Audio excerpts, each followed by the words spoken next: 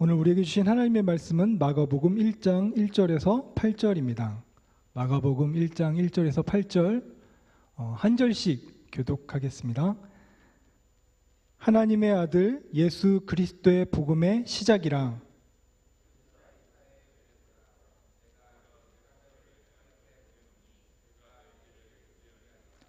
광야에 외치는 자의 소리가 있어 이르되 너희는 주의 길을 준비하라.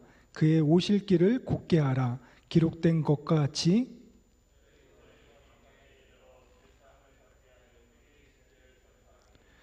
온 유대 지방과 예루살렘 사람이 다 나아가 자기 죄를 자복하고 요단강에서 그에게 세례를 받더라.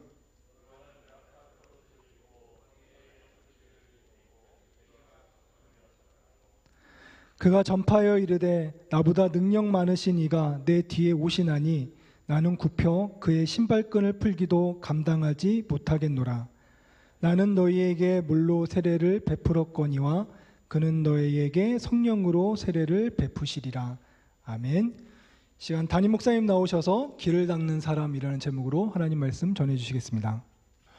한때 이제 미국하고 아주 이렇게 첨예하게 대립됐던 그 쿠바의 하바나라고 하는 그 도시에 가보면은 많은 카페가 있는데, 그 카페 가운데서는 우리가 잘 알고 있는 노인과 바다라고 하는 소설을 쓴 해밍웨이가 머물러서 작품을 썼던 그 카페가 있습니다. 당시 그 카페에는 많은 사람들이 와서 이제 선술집이니까 술 한 잔씩도 하고 이야기도 하고 담소도 했고, 또 거기에서 혼자 고민하면서 밤새 혼자 술을 마시는 사람도 있었는데, 똑같은 자리에서 해밍웨이는 인류 역사에 길이 남고 또 많은 사람들이 인간이 과연 무엇이고 또 인간의 삶이 어떻게 살아야 되는지를 갖다 보여주는 노인과 바다라고 하는 걸작을 썼다는 것입니다. 여러분, 우리가 어떤 장소와 시간, 이것이 객관적으로 주어지면은 비교적 비슷한 그 결과가 나올 것이라고 그렇게 생각을 하죠. 하지만 사람들은 같은 장소와 같은 시간을 이용해서 전혀 다른 것을 만드는 것입니다. 옛말에 성을 쌓는 자는 쇠하고 길을 닦는 자는 흉한다라고 하는 그런 말이, 흥한다는 말이 있습니다. 성을 쌓는 자는 쇠하는데 길을 닦는 자는 흥한다는 말이 있어요. 세계 문명사를 보면 주목할 만한 두 개의 건축물이 있는데, 로마의 도로와 진나라의 만리장성입니다. 이 로마의 도로는 지금 봐도 정말 엄청나죠. 그러니까 로마는 세계 최초로 하수와 상수를 갖다가 구분하여서 상수도와 하수도를 구분한 도시를 갖다가 건설한 그런 나라였었고, 그리고 그 길을 따라서 그 하수와 상수를 갖다가 흐르게 해서 물을 관리했던 그런 나라입니다. 근데 로마는 영국에서 실크로드에 흐르는 광활한 그 영토, 영국 이전에 해가 지지 않는 제국이라고 하는 이름을 가진 그런 최초의 나라였었는데, 로마는 하루아침에 그게 세워진 것이 아니라 이런 로마 제국의 황금기를 가능하게 한 것이 바로 도로망이었다는 것입니다. 로마인들은 로마에서 시작해서 모든 방향의 그 제국 영토, 그러니까 자기들이 개척한 식민지 영토에 도로를 건설했습니다. 그러니까 모든 지역에 보급 수송이 가능할 수 있도록 도로를 닦은 겁니다. 도로는 적군들이 너무 잘 닦아놨으니까 이 로마를 침공할 때 사용할 수 있다라고 하는 우려도 있었지만은, 사실은 로마인들은 도로의 중요성을 알고 도로 건설에 힘을 썼던 그런 그 나라입니다. 그 결과 로마는 가장 강력한 세계 국가가 되었습니다. 지금도 우리가 자주 얘기하는 모든 길은 로마로 통한다라고 하는 말도 그래서 나온 겁니다. 그런가 하면 중국은 강력한 국력과 기술력을 바탕으로 길을 막고 만리장성을 쌓아서 자신을 감추고 그리고 다른 사람들과 자신을 차단하는 데 전념했습니다. 그 결과 어떻게 됐습니까? 바깥의 사람들이 어떻게 살아가는지를 보지 않았어요.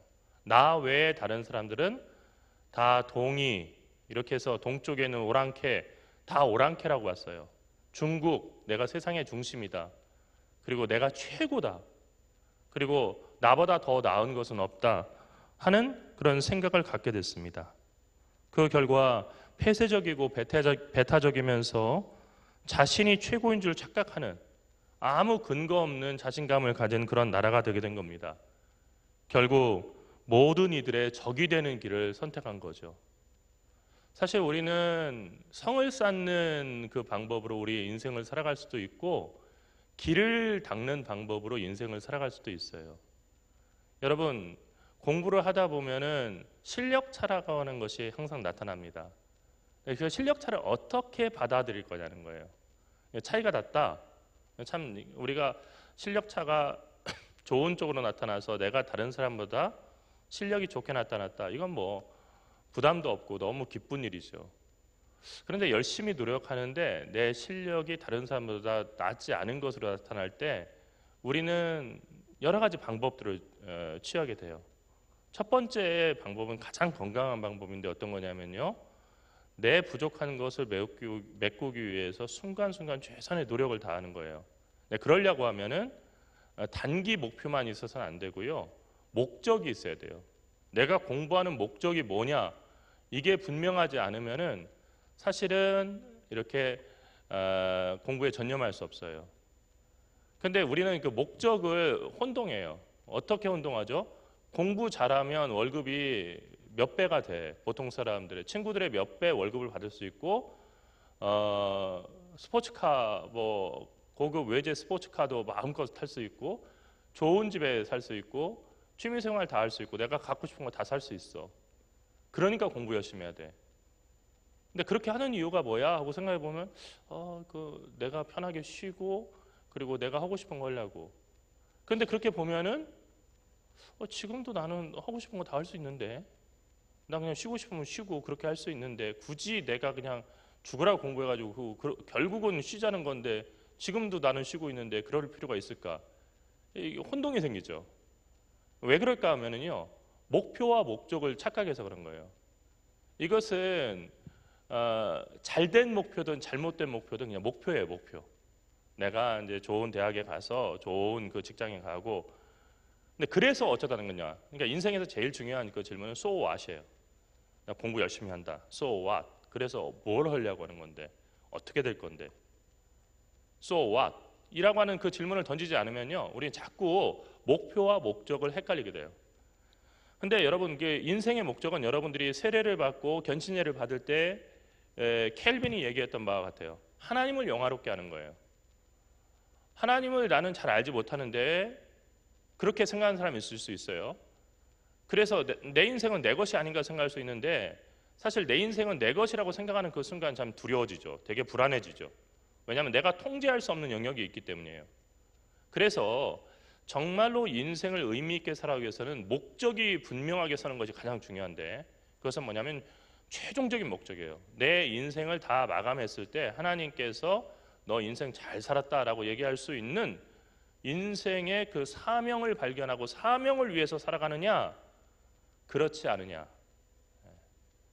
생계를 위해서 살아가는 삶은 참 불행한 거예요. 그러니까 여러분, 생계를 위해서 살아가는 것은 최소한의 먹을 것, 이게 아니에요, 여러분. 내가 막 아주 고급, 앞서 얘기했던 고급 외제차를 타고, 뭐 내가 남들이 부러워할 만한 몇백억짜리 집에 살고, 이거 다 이 생계에 관한 거예요. 그러니까 무엇을 먹을까, 무엇을 마실까, 이거 염려하는 거, 에브라임 매슬로가 얘기하는 것처럼 생존의 단계의 질문이에요. 이 단계에 머물러 있으면 인생은 정말 비참한 거예요. 왜냐하면 매일같이 사냥해서 밥 먹고 살아가는 동물들과 똑같은 거기 때문이에요. 인생이 인생다워지려고 하면요, 그 단계에서 사회적인 그런 단계까지도 넘어가야 돼요. 그리고 더 나아가서 초월의 단계, 인생을 통해서 정말 영원한 것을 추구하는 단계까지 가야 되는데, 근데 대부분의 사람들은 어디서 멈춰서 살냐면요, 생존의 단계에 멈춰 살아가는 거예요. 그게 인생의 목적이라고 착각하기 때문이죠. 그래서 어떻게 해요? 성을 쌓는 거예요. 남들하고 나를 갖다가 이제 가려는 거예요. 그리고서 그 성 안에 갇혀서 이게 전부라고 생각하는 거예요. 자기 연민에 빠지기도 하고요. 그리고 자기가 살아가는 삶을 갖다 정당화하기도 하는 거예요. 그러니까 인생이 정말로 건강해지기 위해서는 그 성을 깨부숴야 돼요. 뮤지컬 그 모차르트라고 하는 뮤지컬이 있는데 정말 그 뮤지컬을 갖다가 만든 그 사람이 심리적인 이해가 상당히 깊은 사람이라는 생각이 있어요. 그러니까 모차르트를 어떤 사람으로 이렇게 표현하냐면 부모가 만들어놓은 그 성 안에 갇혀 있는 그런 존재로 이렇게 그 모차르트를 해석을 해요. 천재적인 천재성이 있지만은 그 성을 벗어나지 못하는 거예요. 그런데 우리가 진짜 인생을 살아가기 위해서는 길을 떠나야 돼요. 근데 길을 떠나기 위해서는 길을 닦아야 돼요. 여러분, 길을 떠나는데 길을 닦는다는 얘기는 어떤 걸까요?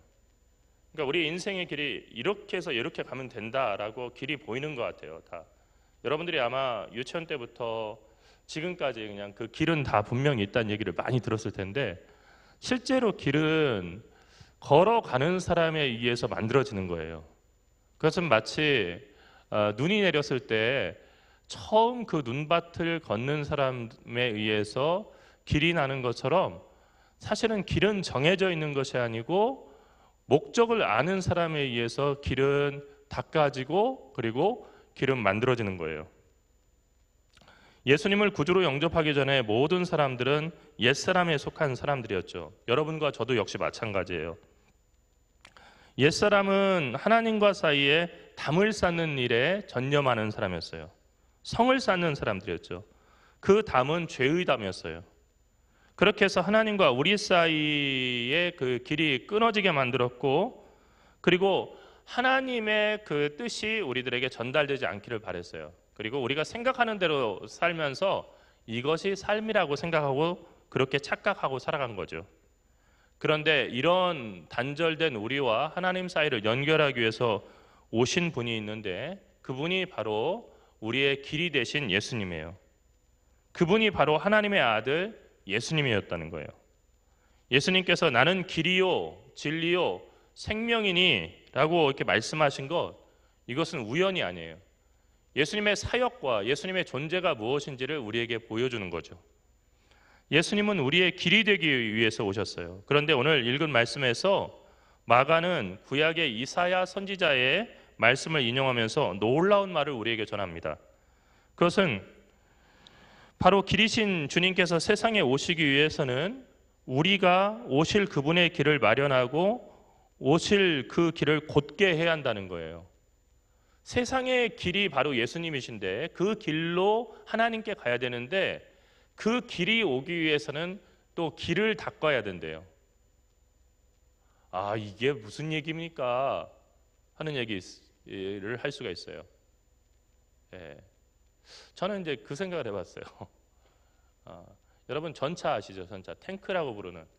탱크는 전문적인 용어는 아니고 이제 전차가 이제 전문적인 용어인데 전차는 독특한 차예요. 왜냐하면은 무한 궤도라고 하는 길을 가지고 다니는 차예요. 그러니까 무슨 얘기냐면요, 다른 차들은 바퀴를 가지고 이 지표면에 있는 그 길을 갖다 밟고 다녀요. 그런데 무한 궤도를 가지고 있는 전차는요, 그 바퀴 주변에 자기가 밟을 길이 둘러싸여 있어요. 길을 가지고 다니는 차예요. 그런데 이 무한 궤도 때문에 1m 정도 웅덩이가 막 밑에 한 9m 정도 되는 깊이로 이렇게 파져 있다. 일반 차들은 지나갈 수 있을까요? 못 지나가요. 다 거의 빠질 거예요. 막 달렸다가요. 근데 전차 안에 타고 있으면요, 밑에가 뭐 깊이가 9m고 폭이 1m다. 그런 데를 지나왔다라고 나중에 얘기하면 그랬어? 그런 데 지나갔었어? 라고 얘기할 정도로 알지 못해요. 과속 방지턱이요? 뭐 어지간한 스포츠카들 정말 밑에 바닥 다 닿는 거 쾅 해가지고 그냥 그 밑에 다 나가죠. 그런데 전차로 가게 되면은 과속 방지턱을 지났다는 것을 알지 못할 정도예요. 왜냐하면 바퀴가 이렇게 움직이기 때문에, 위아래로 움직이기 때문에 사실 부드럽게 그냥 넘어가는 거예요. 그런데 그 길을 가지고 다니는 전차가 우리와 이렇게 아주 우리 인생에서 만나는 주님과 아주 비슷한데, 주님이 바로 그 길이신데 그 전차가 물을 만나서 지나가기 위해서는 어떻게 하냐면요, 현수 장치가 달려 있는 그런 부교를 갖다가 설치해야 돼요. 부교라고 하는 것은 물에 뜨는 달이에요. 근데 여러분 그 군대 그 차에 보면은 그 부교를 가지고 다니는 차가 있어요. 그래서 그 차는 버튼 하나 딱 누르면 바다다닥 하고서는 마치 그냥 우리 수영장에서 튜브 이렇게 펴지듯이 그 부교가 쫙 펴져요. 연결해 놓으면요, 물 위에 다리가 없었는데 그 위로 전차가 지나갈 수 있게 돼요. 앞서 얘기했던 것처럼 전차는 자기 길을 가지고 다니는데 그 자기 길을 가지고 다니는 전차가 가기 위해서 길을 만들어야 된다는 거예요. 모순이죠. 물론 요즘 전차는요, 물속도 다녀요. 그래서 어지간한 뭐 깊이의 그 강 같은 거는요, 그냥 그 전차가 그냥 지나가 버려요. 그냥 다 안에서 방수가 다 되고요, 그렇게 지나갈 수가 있어요. 하지만 예를 들어서 그렇다는 겁니다. 예수님은 우리가 편하게 예수님이 내 마음에 계심을 믿습니다라고 한다고 해서 내 마음에 계시는 게 아니에요. 예수님께서 우리 마음에 거하시기 위해서는 우리가 하나님을 멀리하고 떠난 죄인이라고 하는 것을 회개하고 하나님께 돌아와서 제 자리로 서야 돼요. 제 자리에 서야 되는 거예요. 그것은 여러분이 쌓았던 성을 허물고 대신 주님께서 오실 길을 마련하는 것이라고 오늘 말씀의 표현을 따라서 이야기하자면 이야기할 수 있어요. 우리 모두는 사실 각자 하는 일이 다 다르지만은 길 대신 주님을 믿는 사람일 뿐만 아니라 길을 마련하고 길을 닦는 사람이에요. 인생이라고 하는 것이 길 닦는 일이에요. 그래서 인생은 도예요. 인생은 도예요. 공부를 하면서도 우리는 길을 닦아야 돼요. 원하는 미래의 나와 만나고 싶다고 한다면 오늘 힘들고 어려워도 그 미래의 내가 올 수 있는 길을 마련해 나가야 돼요. 그러니까 내 자신, 우리는 모두 다 하나님의 도움을 받는데 하나님의 도움을 받은 우리는 미래의 나를 도와줘야 돼요. 무슨 얘기냐면요, 미래의 내가 미래의 나로 살아갈 수 있도록 오늘의 내가 그 미래의 내가 그런 일을 할 수 있는 사람이 되게 준비해 줘야 되는 거예요. 그런데 그렇지 못하면 미래의 나는 그 일을 할 수가 없어요. 예를 들어서 생각해 봅시다. 어떤 걸까요? 미래의 내가 좋은 작가가 되고 싶어요. 사람들에게 정말 감동을 주는 그런 도스토옙스키 같은 그런 소설가가 되고 싶어요. 그런데 오늘의 내가요, 글 쓰는 거 너무 귀찮아해요. 아무것도 안 해요. 이런저런 핑계로 내가 뭐 지금 여건이 안 돼서 공부할 수 없고 내가 글도 쓸 수 없고 원래 소설가가 되려면 책도 많이 읽어야 되는데 내가 여유가 없어서 책을 읽을 수도 없고, 그럼 어떻게 되냐면요, 그 삶이 계속 모아지면은 도스토옙스키 같은 작가가 되고 싶다는 마음이 있다 하더라도요, 미래의 그 시점이 됐을 때는 도스토옙스키의 반도 따라갈 수가 없어요. 작가가 될 수 없다는 얘기예요. 하지만 오늘 내가 살아가면서요, 오늘의 만족에 살아가는 것이 아니고 미래의 나를 도와주고 미래의 내가 내게로 올 수 있는 길을 마련해 주기 위해서 미래의 나를 도와주는 그런 삶을 살게 되면 어떻게 되냐면요, 예를 들어서 작가라고 한다면 어떻게 될까요? 좋은 명저들을 갖다 계속 읽어야 돼요. 다작이라고 하는 것은 다독하고 다상량이라고 하는 거, 많이 읽고 많이 생각하는 거 없이는 다작이란 건 나올 수가 없어요. 그러니까 모든 창작은 모방이죠. 공부도 사실 모방이에요.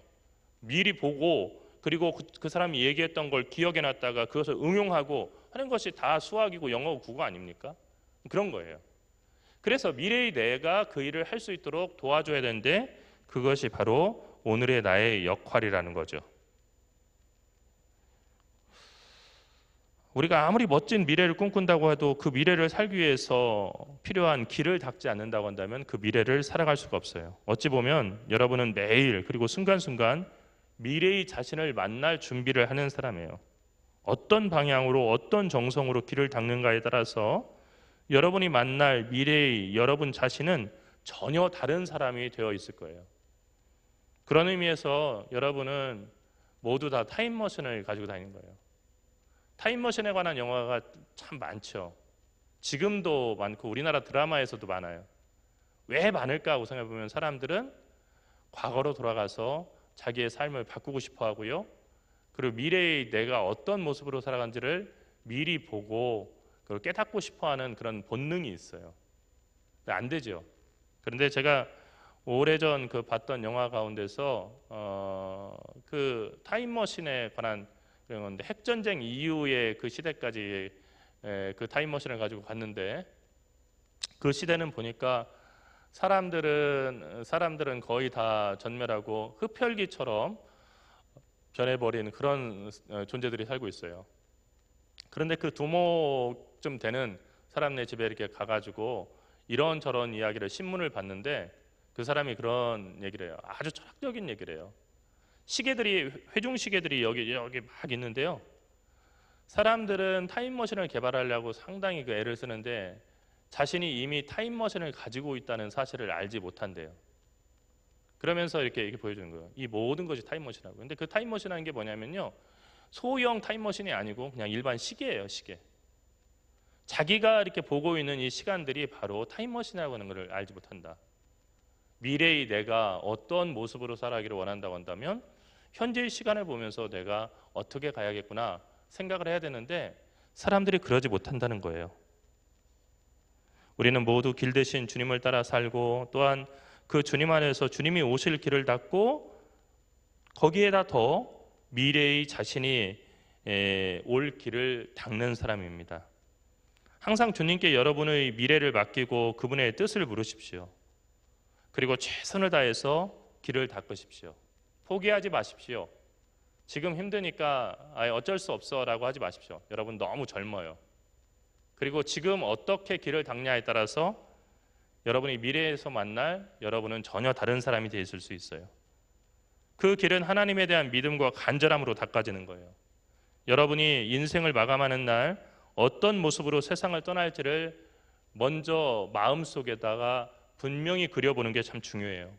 그리고 그 심상을 가지고 살아가는 것이 중요해요. 여러분, 그 미래라고 하는 것은 이미 여러분의 마음에서 먼저 시작되는 거예요. 그리고 그 모습이 하나님의 뜻에 합한가 그렇지 않은가를 진지하게 물어봐야 돼요. 만일 하나님의 뜻에 합하다면 그 미래의 여러분을 만날 수 있도록 하루하루 길을 닦는 여러분을 하나님께서 도우실 거예요. 하지만 만일 여러분이 그리는 미래의 여러분이 하나님의 뜻에 합하지 않는다고 한다면 여러분이 어디로 가야 할지를 하나님께 먼저 물어봐야 될 거예요. 모든 인생은 길 위의 삶입니다. 우리는 길 대신 주님과 동행하고 그분의 길을 갑니다. 동시에 우리는 그분이 오실 길을 마련하고, 그리고 그분을 믿는 미래의 우리가 우리를 만나기 위해서 올 길을 마련해야 됩니다. 지금 해야 돼요. 그 길을 마련하지 못하면 우리는 우리가 생각했던 그리고 기대했던 미래의 나와 만날 수가 없을 거예요. 이번 한 주도 길을 닦는 그런 수고로 여러분이 서 있는 자리에서 배움에 전념하고 또 기도하고 하나님과 동행할 수 있기를 바랍니다. 기도하겠습니다. 하나님 은혜와 사랑을 감사합니다. 우리 모두에게 길을 닦으라고 말씀하신 주의 음성을 저희가 다시 듣습니다. 더 늦기 전에, 그리고 기회가 사라지기 전에 저희로 하여금 아름답고 바른 길 열게 인도하여 주시옵소서. 그리고 무엇보다도 길 대신 주님을 따라가게 인도하여 주시옵소서. 사랑하신 예수님의 이름으로 기도합니다.